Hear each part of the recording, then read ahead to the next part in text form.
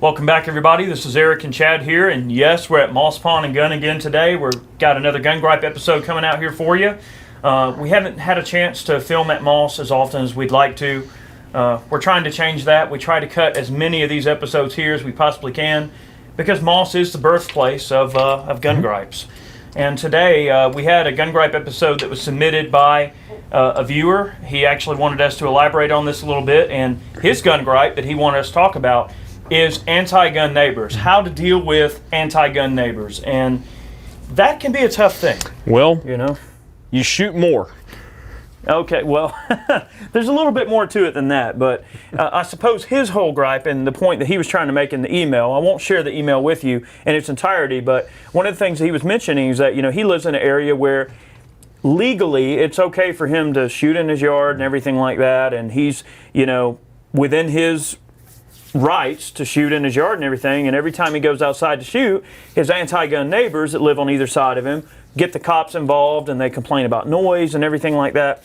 So the question is, how do you deal with someone like that? Do you go out back and do you shoot a cannon every day at 5 o'clock in the morning?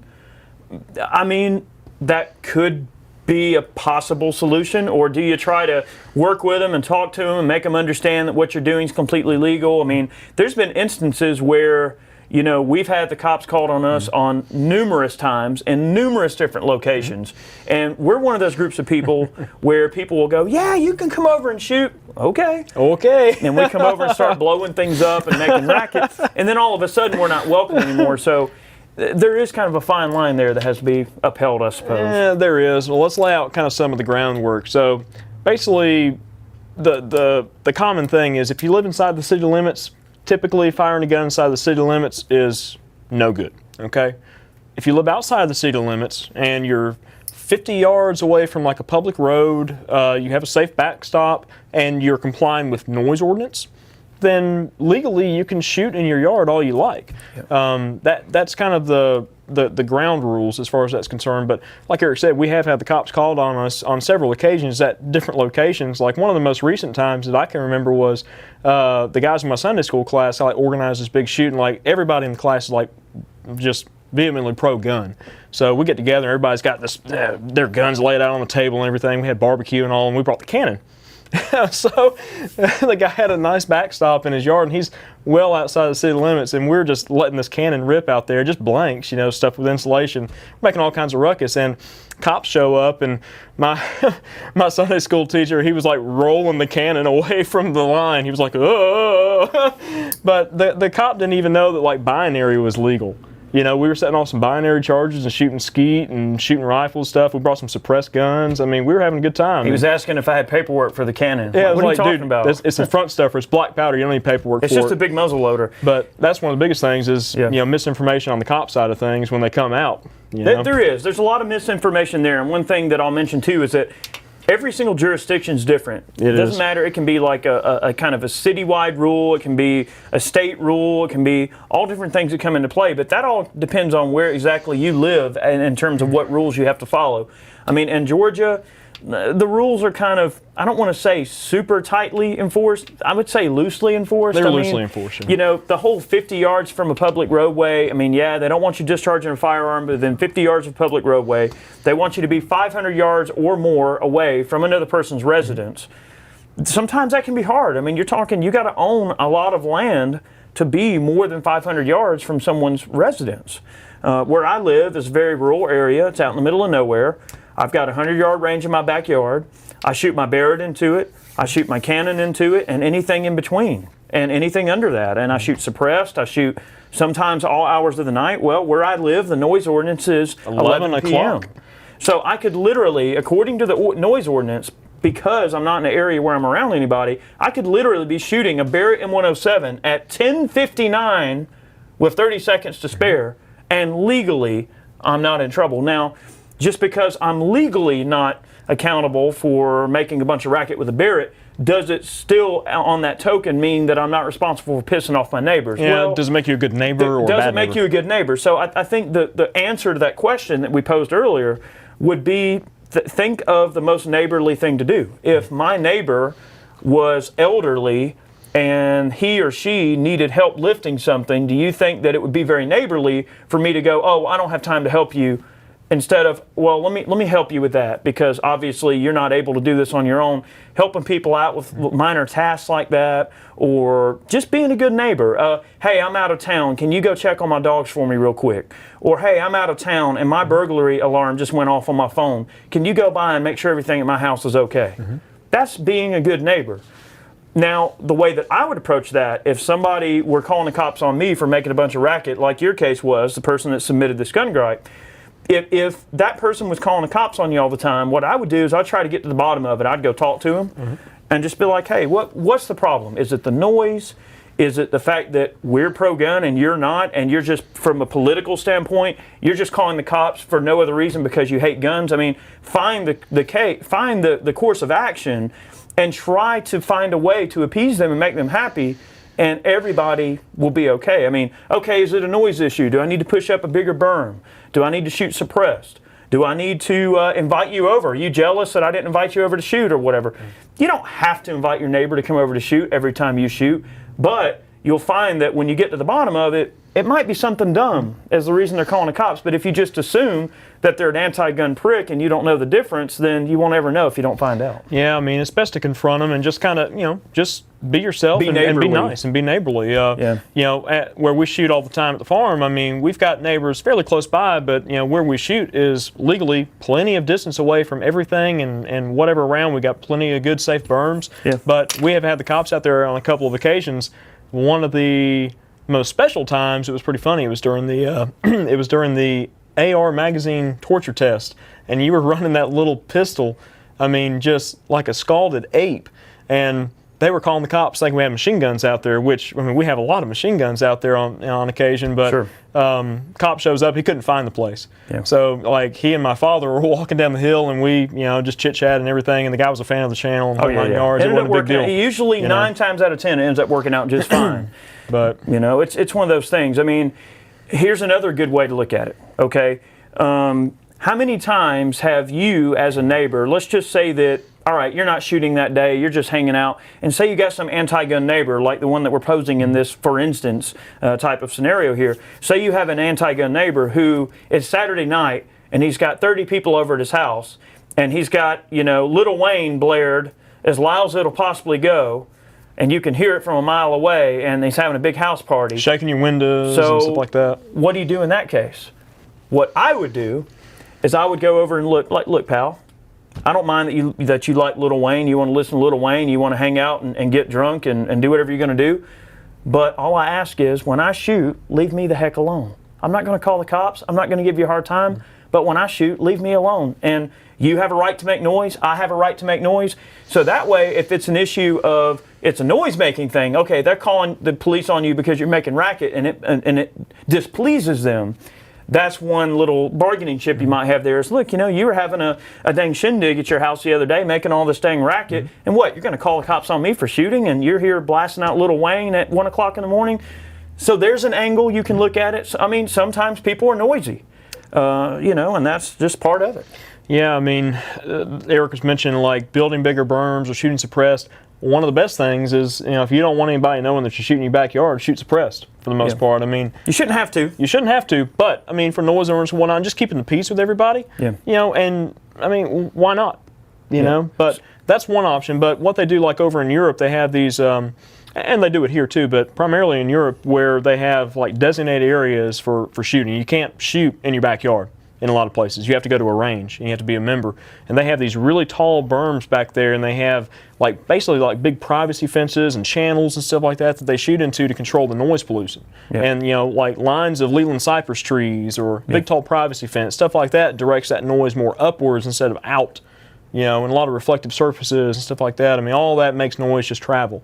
Yep. But, I mean, that's one thing. You can build up higher berms and, or shoot like 22s back there, whatever the case is. But, it's all like kind of a compromise with your neighbors when it comes to that kind of stuff. Now, when it comes to compromise, let's say that you do have to shoot loud and people are going to give you a hard time and you want to try to mitigate a bit of that noise, but you don't want to go the suppressed route. Say you need to sight in your loud-ass hunting rifle, but you got to sight in your loud hunting rifle. Well, one thing you can do is you can actually build yourself like a stack of baffles of tires, and you can shoot through tires. Oh, yeah. And what you do is you take the tires and you stack them together in like a row of maybe 5 or 6 tires, and you can put like shredded tires down in the bottom there. And what you're effectively doing is you're creating kind of a suppressor in a way. Now it's not gonna silence it like a silencer would do, a suppressor would do, but you'd be surprised that shooting that gun outside of it versus inside, that the heard sound is going to be definitely reduced by a large margin by allowing those sound signatures to be absorbed and bounced around, and it deadens their profile considerably. And a lot of ranges in Europe will have some sort of baffle system that the shooters will shoot through. And other than the supersonic crack, it does a pretty good job of hiding the actual report of the rifle. And that's why in a military standpoint, a military sniper, for instance, might shoot from inside of a house. He's not shooting in a house hanging out the window and being seen. He might have a hole in the wall, and he's shooting from two rooms over where he's made himself a track to shoot through, and he's got a lane that he can see through that cutout. And from a military perspective, those rooms absorb the sound of the report of the rifle just as well as any suppressor would, and it's hiding his sound signature a bit. It's hiding the flash of the firearm, location, just in general. Location of the firearm, and it's making the distance or the direction that shot was taken from much harder to determine. So take that and apply it towards your neighbor who's pissed off that you're making racket. So if he comes over and he's mad, then you can say, hey, look what I did to try to keep the peace here. And you show him your measures you took to try to keep the peace. So hey, honey, open that back door. I'm going to shoot from the kitchen table in here and zero my gun outside. What? Hey. Stranger things have happened. I'm going to try that. Stranger things have happened. There was actually, I'm not going to say who, but let's just say it's a person I know. It's not me, is it? Actually, no, it's not you. Okay, good. But it's a person that I know recently actually shot a deer from his bathroom. He was sitting on it, he was on the porcelain throne, and a big old buck walked by about 30 yards from his window, and he just crept the window up, had his 45 on him, pointed out the window, shot a deer right out of his bathroom window. I'm not sure the legalities of that, or I'm not sure, but sometimes you just gotta, when you gotta go, you gotta go. But then when you gotta make the shot, you gotta make the shot. He wasn't about to let a 12-pointer walk by. It was a big deer too. That is the most insane thing I think I've ever heard. I can't believe you haven't told me that story. It's true. Every word of it. Speaking of stories, I'm trying to think of some other funny instances when we've had the cops called on us to kind of mix this up a little bit. The shoot up in ball ground. The shoot up in ball ground was one, but one that I remember was the we'll shoot your stuff, killed in action, the Kia. The Kia? Yeah, the Kia. We were running that M60, and those cops came up, and they were like creeping up and whatnot, and we're like, well, I ain't going up there. And like, they got us outgunned. Yeah. He came up, he's like, I wasn't about to walk up this hill with an M60 firing off a 200-round belt. I was waiting until y'all had to reload. Yeah. So, there's kind of one of those things. There's the perspective of landowner to landowner, property owner to property owner, and what they deal with. Then there's also the perspective of what law enforcement perceives when it comes to a call. All the law enforcement knows is a call's been made and they have to respond. Mm-hmm. Okay, that could be for noise. It could be for somebody shooting dangerously. You don't know what was reported to that police officer. If your neighbor just wanted to be a dick, okay, and report, oh, well, I've got rounds sailing across my backyard, and a round just skipped in front of my dog and almost killed my dog, and my little girl was crying in the closet, and I've got a leaky roof where these guys shoot guns in the air and they land in my roof. They can say whatever they want, and you don't know what they said to the law enforcement to try to paint you as being the worst person ever before the cops even get there. So the cops are going to have to assume that the report that they've been given is true, and that all of these things are true until they can determine otherwise. Yep. And how that situation unfolds from there depends completely on the way you handle it as the person who's having the police called on you. Yeah, now if the cops show up and you come out in your boxer shorts, a wife beater, a beer, a scotch bottle, and you got guns hanging off your hip, cases laying everywhere. Guys, whoa! Yeah. That might cause some issues. Yeah, it might. It might. How you handle that situation can really determine how it unfolds. And the thing you have to remember is law enforcement, they are people just like you. they have a bullcrap meter. They have a meter of bullcrap that they won't deal with in terms of putting up with a person. They're no different than you. The difference is they respond to bullcrap. You know, if you see something unfolding that you don't want to be a part of and you're just an average person, what do? You separate yourself from that problem. You go, I don't know, honey, no, I ain't getting near that crap. You see some people arguing or some people causing a big ruckus, what do? Come on, let's go the other way. We ain't going to mess with those dummies, right? But a police officer, their job is to respond to that stupidity. And they are in the business of responding to stupidity. And as a result, they have to assume that you are going to be the stupidest person they're going to meet that day. And don't be that person. Be kind and be respectful. And be professional, basically. But stick to your guns and make it clear to them that you are not the one that's doing anything wrong. And what these calls to these various residences, and in your case, the guy that submitted the idea for this gun gripe, what I'm telling you is that the cops have a precedence, a series of events that have been established to them. They know that neighbor has called the cops, called them out there on numerous occasions, and they know that on those numerous occasions, nothing's wrong. You're completely legal, you're doing everything right, you're completely within your rights. Eventually, the police are going to tell them, you again, screw off. Pretty much. Like you were talking about the shoot up in Ball Ground, that was the first YouTube shoot that we did. Yeah. Right, in Ball Ground. Okay, so we had a shoot location. It was like a fan of the channel and whatnot. They had some private property up there, and everything was well within the legal boundaries and whatnot. You know, there were just a handful of neighbors around the area, like, you know, right outside that 500-yard line.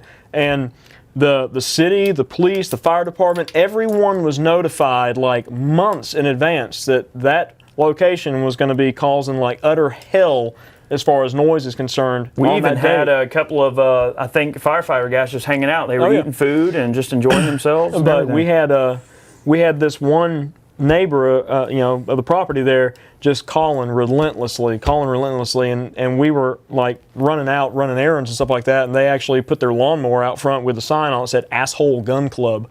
You know, the arrow pointer. Yeah, and they were so pissed. You know, I kind of felt bad for him. It was like, look, I mean, you know, I'm thinking, okay, the landowner let everybody around here know. Everybody knows each other for the most part.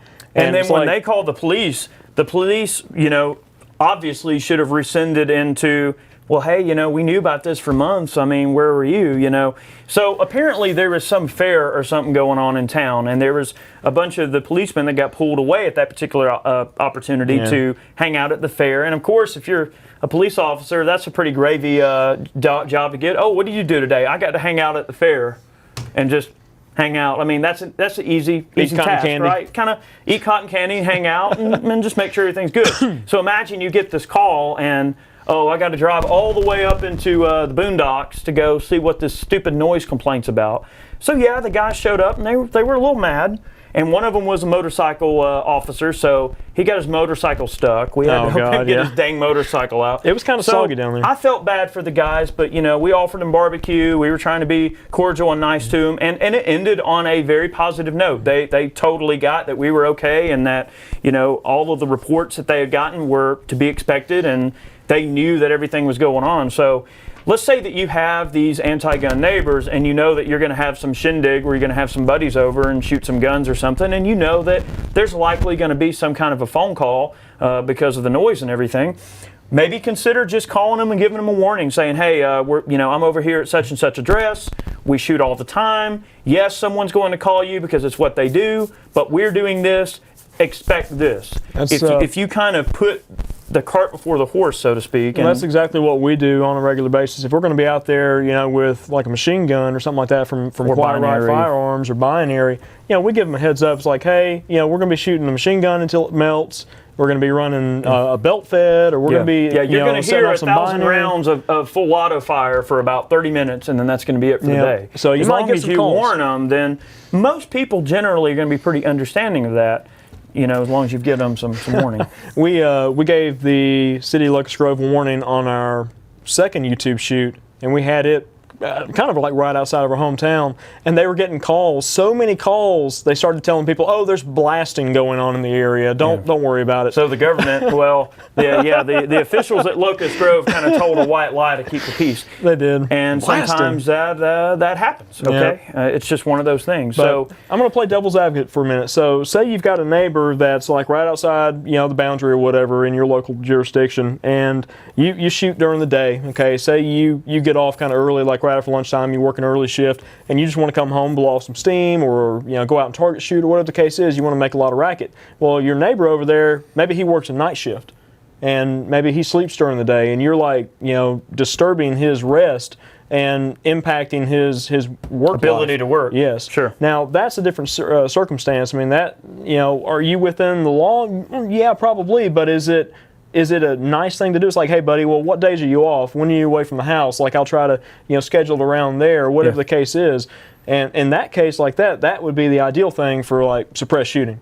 Yep. But it's kind of a fine line. It's like, where do you draw the line between, hey, I'm within my rights and I'm just going to be that guy, or kind of have a happy medium with your neighbors, keep your peace. There is a fine line there, and a lot of it, guys, has to do with where you live, where you're from, the people that are around you, how many neighbors you have, how often you shoot. All of these things kind of factor in. But in this gripe, that's mainly what we wanted to cover, is those instances that we run into in life. I mean, we sometimes are going to be involved in situations as a gun owner where you're around people that don't like guns. Let's face it, it happens quite a bit, actually.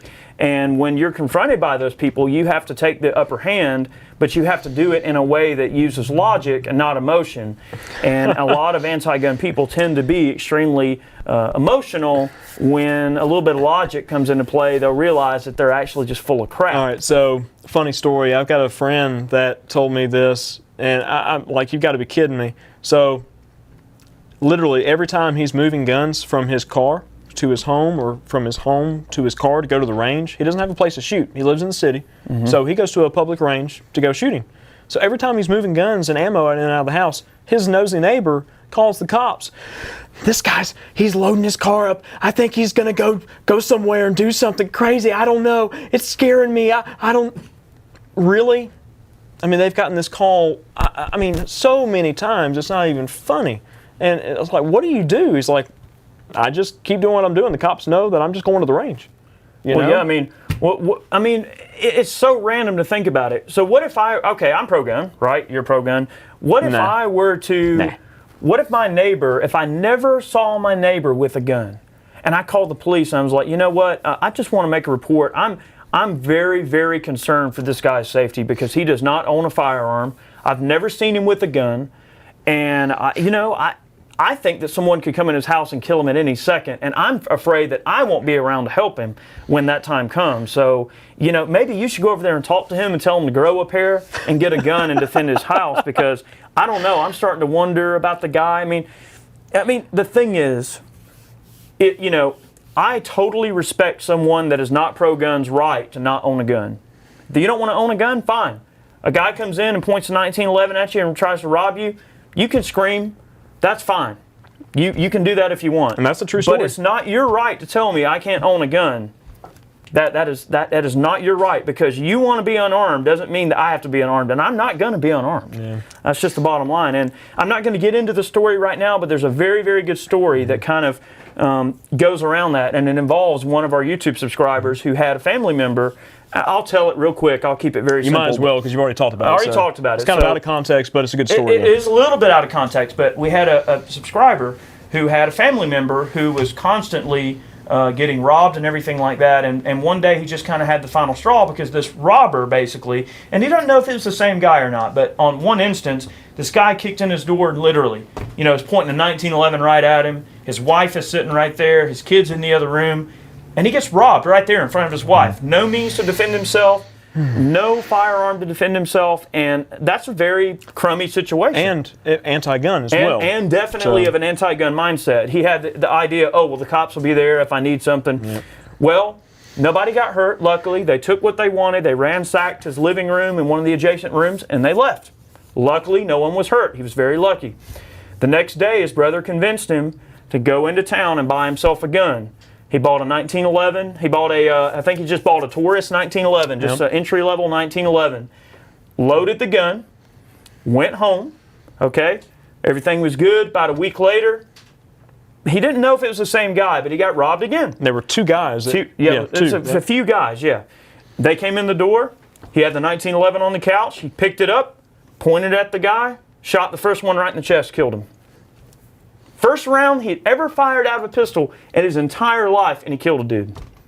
So, but he defended himself. And his family, I mean, and he all of a sudden now he's a gun nut. Well, I mean, because he defended himself. I mean, that is the Second Amendment in action right there. I mean, think about it. If these were the same people that perpetrated the first crime, and they're just saying, "Oh, we're just going to go back there because they're pushovers, they're easy targets," yeah. And who knows? They may have gone even further. I mean, there may have been assault involved, or they may have just shot everybody and left them for dead. I mean, there's no telling. You never know what's going to happen. But that also goes down to it really does relate to this gun gripe, because you might have a neighbor you know is anti-gun because he calls the cops on you every time you shoot, and he's trying to make it very adamantly known to you that he doesn't like the fact that you're a gun owner. So what happens when you hear the next day that someone broke in his house and stole everything he owned and held his whole family at gunpoint, and he could do nothing about it? So you as a neighbor, are you the person that's going to go, screw that guy, he got what he deserved? No. You're going to be the guy that goes over and goes, look, hey, we got to get you set up with a gun, or I tell you what, here's one of my guns. You need something to defend yourself. And that will go scores further than any type of negative thing you could do in that situation. What you do in that case is, hey, you need to come over to my house, learn how to shoot.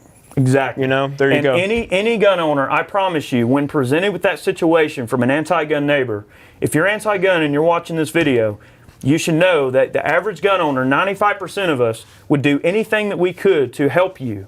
And sometimes someone's anti-gun because of ignorance. Yeah. They just don't know any better, or they've never been trained, or they've never been exposed to it. So as a neighbor, it's your responsibility to try to inform people around you.